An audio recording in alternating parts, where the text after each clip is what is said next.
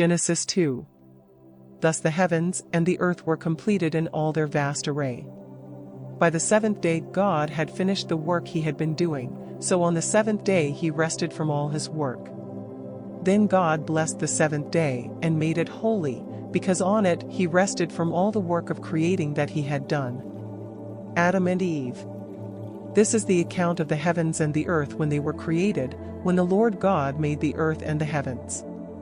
Now no shrub had yet appeared on the earth, and no plant had yet sprung up, for the Lord God had not sent rain on the earth, and there was no one to work the ground, but streams came up from the earth and watered the whole surface of the ground.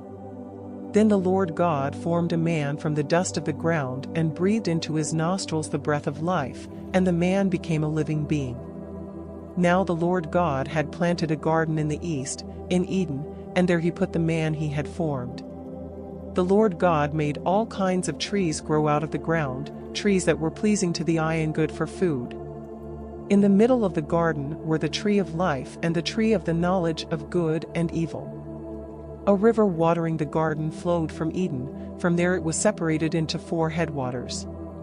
The name of the first is the Pishon, it winds through the entire land of Havilah, where there is gold.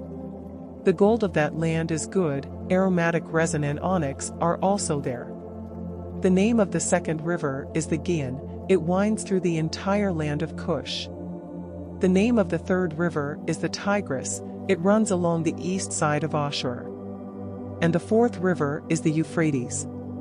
The Lord God took the man and put him in the Garden of Eden to work it and take care of it. And the Lord God commanded the man, "You are free to eat from any tree in the garden, but you must not eat from the tree of the knowledge of good and evil, for when you eat from it you will certainly die." The Lord God said, "It is not good for the man to be alone. I will make a helper suitable for him." Now the Lord God had formed out of the ground all the wild animals and all the birds in the sky. He brought them to the man to see what he would name them, and whatever the man called each living creature, that was its name. So the man gave names to all the livestock, the birds in the sky, and all the wild animals.